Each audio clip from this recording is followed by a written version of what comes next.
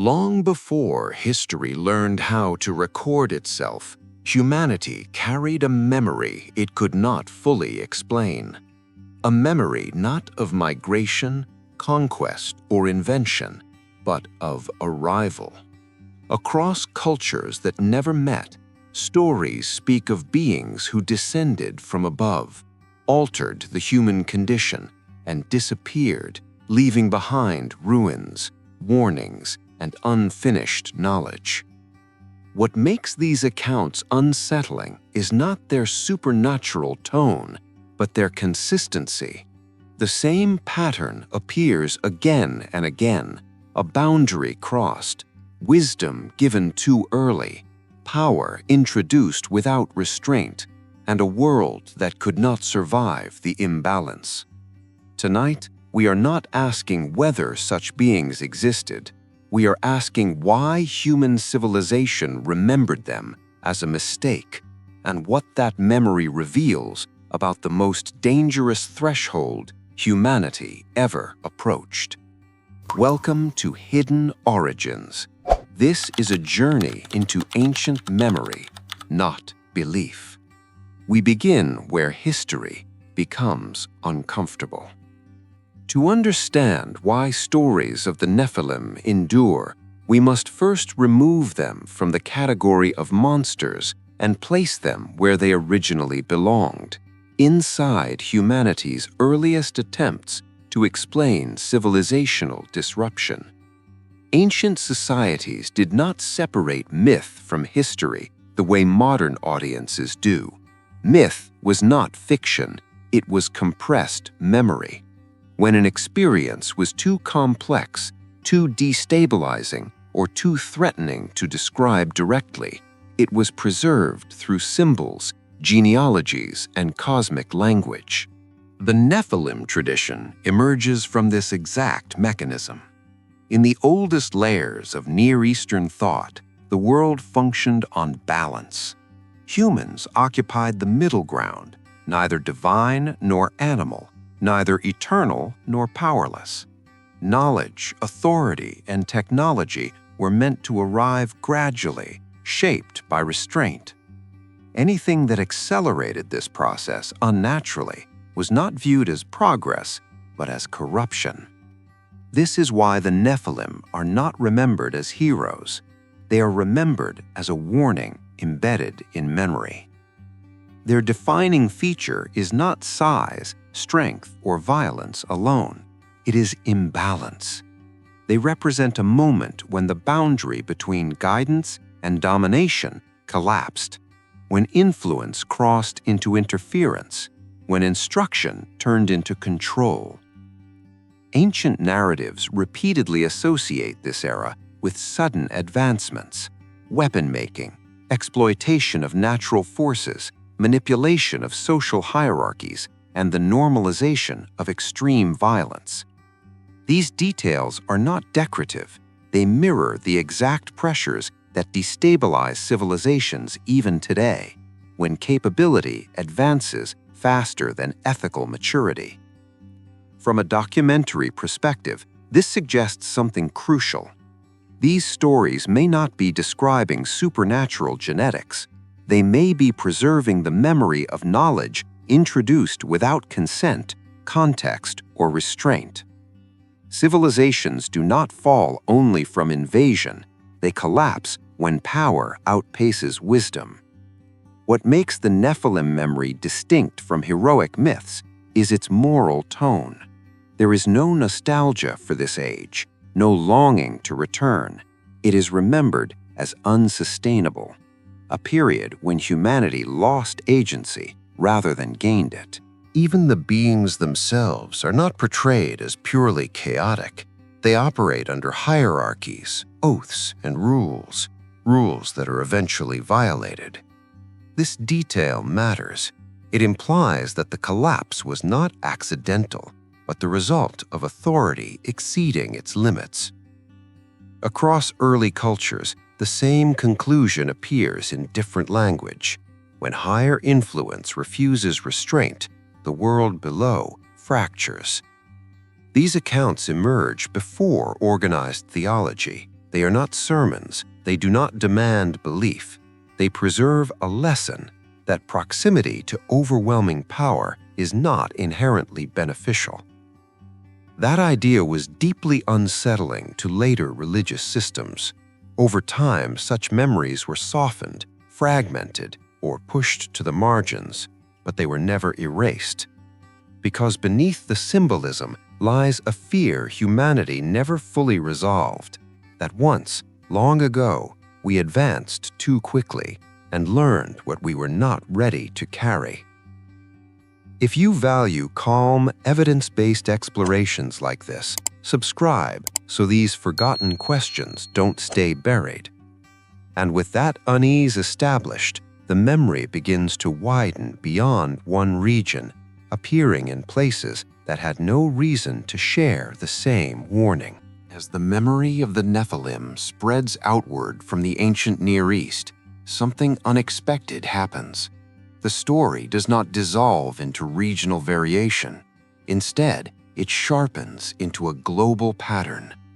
Cultures separated by oceans and millennia preserved strikingly similar accounts, not identical in imagery, but aligned in structure. Each describes a time when humanity was altered by an external influence, when knowledge arrived suddenly, when boundaries failed, and when the world that followed was fundamentally different from the one before. In ancient Mesopotamia, this memory appears as sages who emerged before a great reset, beings associated with advanced knowledge and civil order, followed by catastrophe. In South Asia, early texts speak of ages defined not by progress, but by moral decline accelerated through divine interference. In Mesoamerica, gods descend, reshape humanity through failed attempts, and then withdraw, leaving a corrected version behind. Even in early Greek tradition, the age of heroes is not celebrated as stable. It is violent, short-lived, and ends decisively. These are not stories of salvation. They are stories of interruption. What binds them together is not the presence of giants or gods, but the idea that humanity's natural development was disrupted. Each culture remembers a moment when human agency was compromised, when decisions were influenced by powers that did not have to live with the consequences. From an anthropological perspective, this raises a critical question. Why would so many civilizations independently encode the same warning?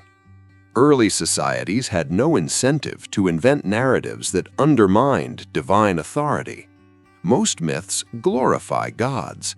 They justify hierarchy. They legitimize power.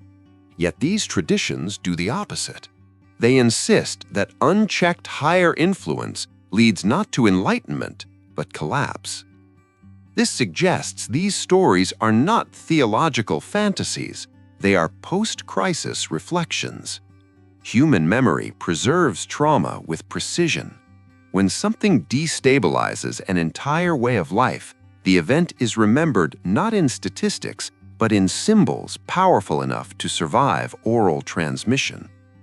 The Nephilim-like figures may represent elites, technologies, or ideologies that rose too fast and fell too hard, forces that reshaped humanity without accountability. Notice what is consistently emphasized: instruction without responsibility, power without restraint, and knowledge divorced from ethics. Across cultures, the teachers of these ages introduce metallurgy, astronomy, weaponry, social control, and dominance over nature. These are not neutral skills. They fundamentally reorganize society. They create hierarchies. They accelerate conflict. And once introduced, they cannot be undone. The ancient world understood something modern society often forgets. Technology is not just a tool, it is a moral force. It reshapes behavior, values, and power structures, whether humanity is ready or not. This is why these memories end the same way, not with reform, but with erasure. floods, fires, resets, collapses.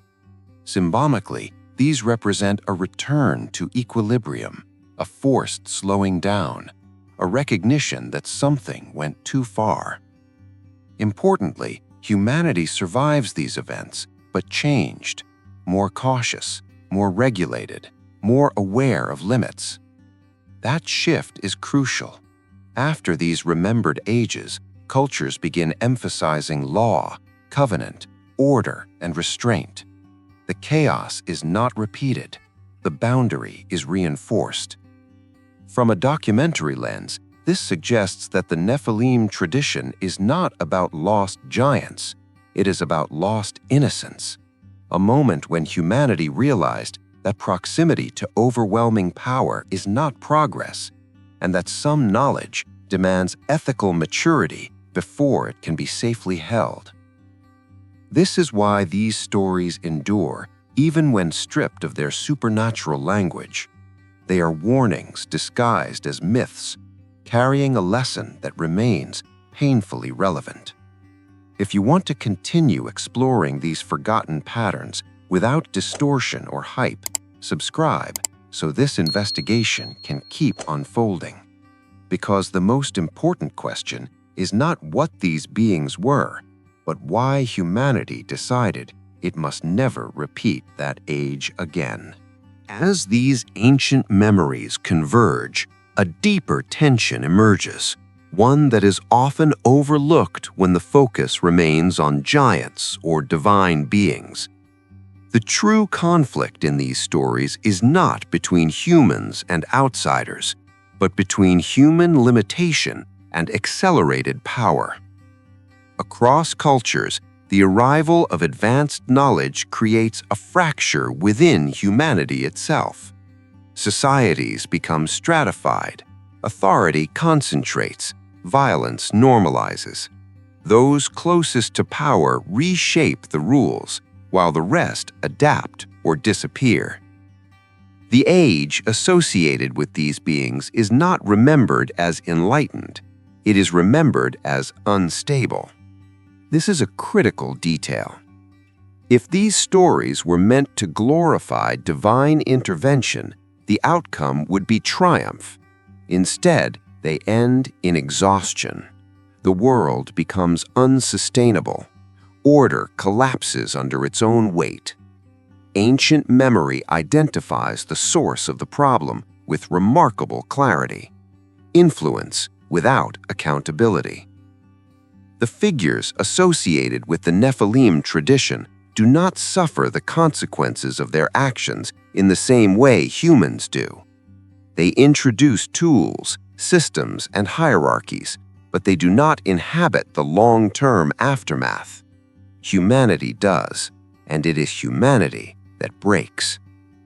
This imbalance creates resentment, dependence, and loss of agency. People are no longer shaping their own future. They are reacting to forces beyond their control.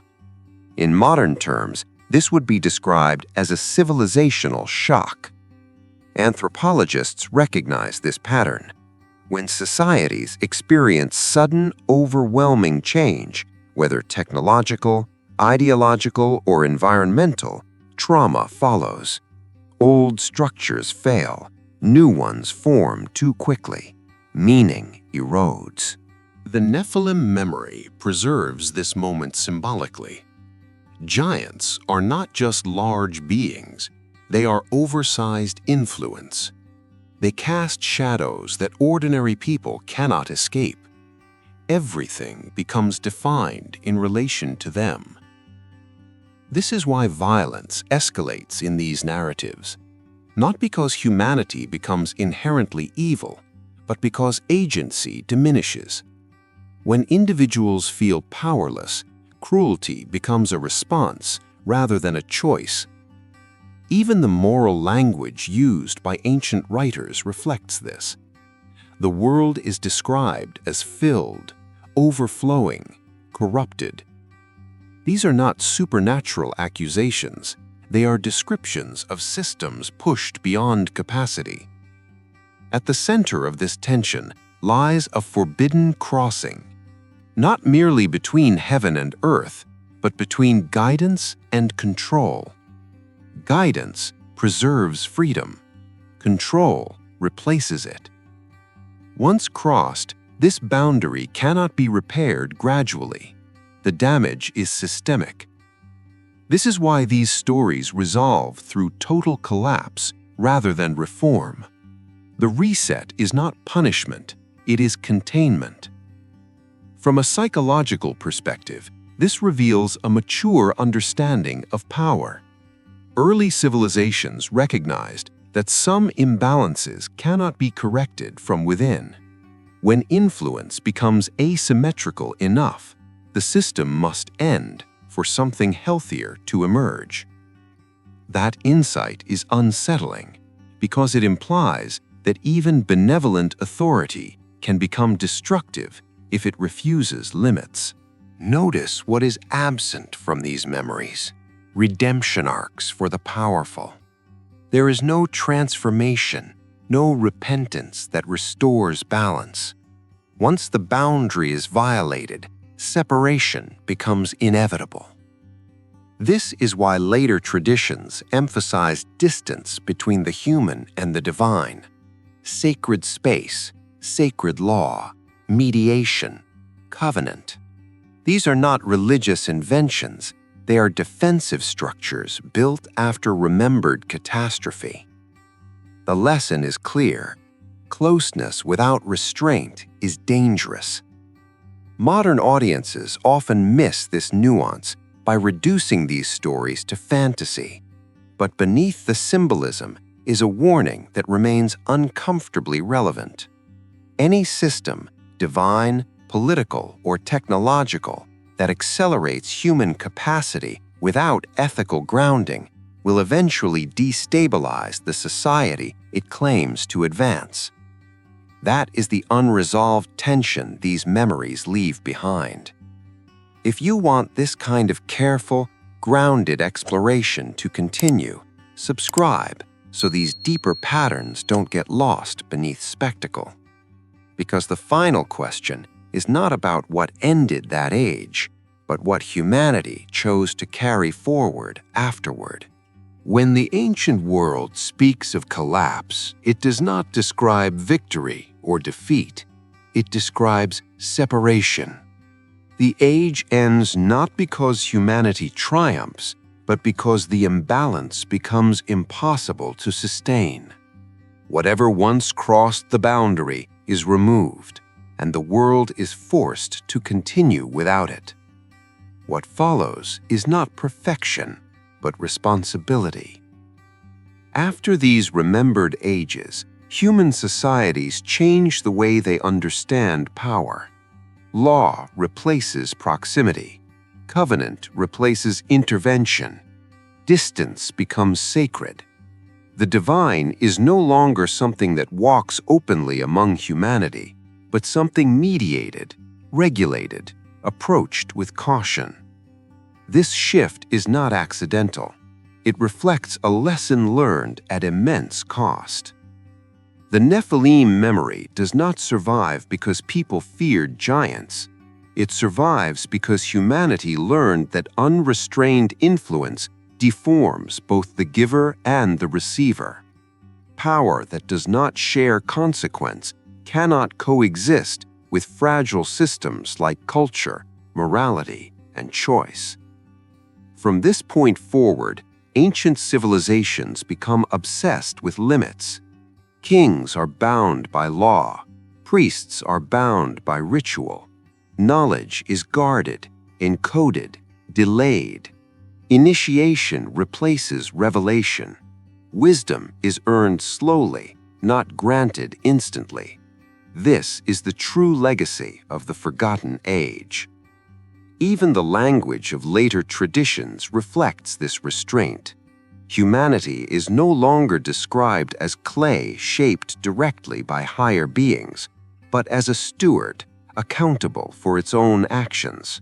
Freedom becomes dangerous but necessary. Growth becomes slower but sustainable.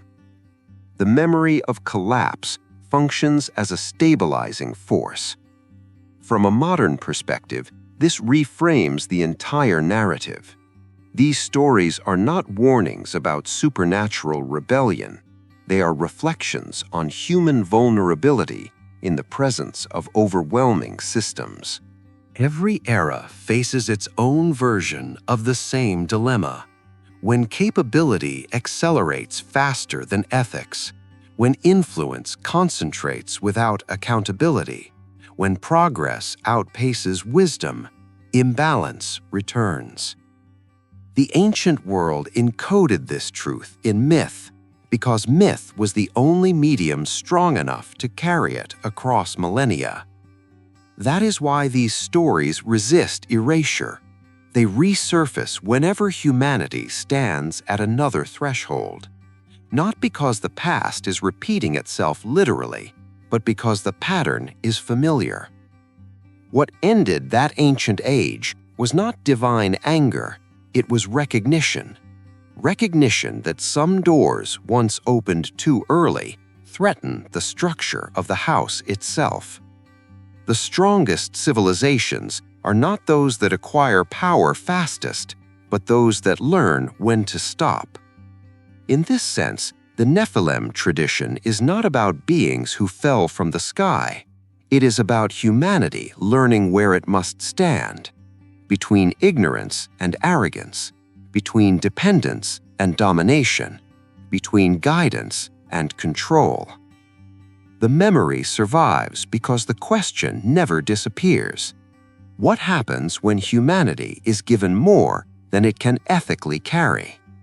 That question does not belong to the past. It belongs to every generation that mistakes capability for wisdom.